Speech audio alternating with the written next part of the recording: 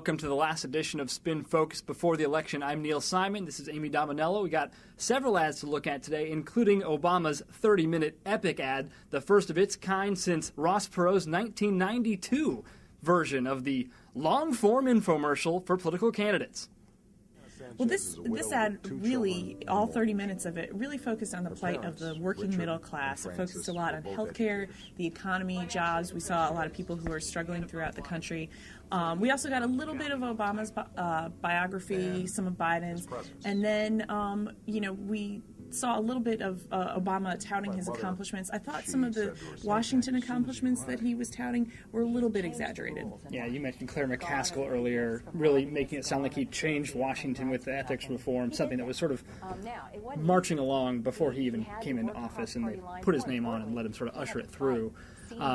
Also, this ad, this 30-minute ad, it's hard to even call it an ad, really seemed a little bit overproduced. I was expecting a lot more of him on camera throughout, especially even the beginning. Instead, the beginning was, I guess, a wheat field, and it was a documentary. It was a narrated documentary with the interviews interspersed throughout, and then, of course, the live event at the end.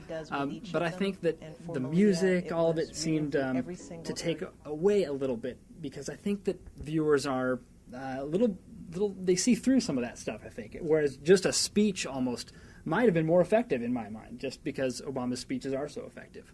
Well, at least if this whole presidency thing doesn't work out for Obama, we know he has a career narrating documentaries, so at the very least. Now we're going to take a look at two ads from the RNC.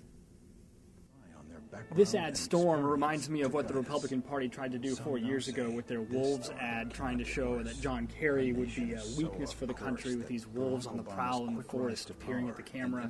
The same thing with the stormy seas, but I don't think it really conveys the exact power like it did 4 years ago. Untested at the helm is really the point that they're trying to make with this ad, that Obama's an untested leader, but it doesn't really play up the fear quite as much as the Republican Party has in the past, I think. Well, in this other ad called Surgeon, they're again trying to drive home the point that Obama is inexperienced, and they try and point to other jobs where you wouldn't want somebody such as a surgeon or a teacher, that you don't always want somebody being a first timer when they're taking care of your kids or you're going into surgery. I think it's an effective ad, but it's a little bit of a scare tactic as well. Sure. Yeah, and in this last week, we're seeing more of those, all around, really. And, Barack Obama's response throughout his entire candidacy, even going back to the Democratic primary, obviously, has been, it's experience versus judgment. And he's always said he's the one with judgment. And so this next ad is a chance for Obama to try to show that, McCain lacks judgment. This is a really understated, very simple message, using McCain's own words, showing that he was lacking some understanding about the economy, the words he had used earlier in the primary cycle even, and then, of course, at the end, saying he would have picked a vice president to help him in those matters, but his choice, and it shows Sarah Palin winking like that, the message not lost on anybody. Well, and I think, too, this is interesting, too, because this is one of the few ads from the Obama campaign that we've seen actually target Sarah Palin as well. They've kind of stayed away from that.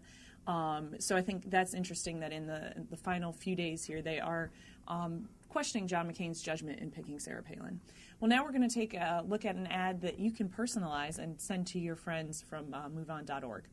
U.S. elections are always close, but the nation was shocked Tuesday night to see John McCain defeat Barack Obama by a single vote. The New York Times revealed the identity of the particular non-voter responsible for Obama's loss.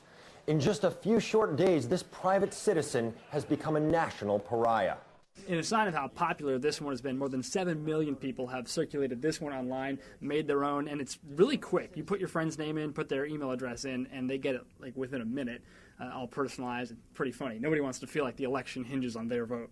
And that's why everyone should go out and vote. And that's all for this week's edition of Spin Focus. Remember to vote. Vote, vote, vote.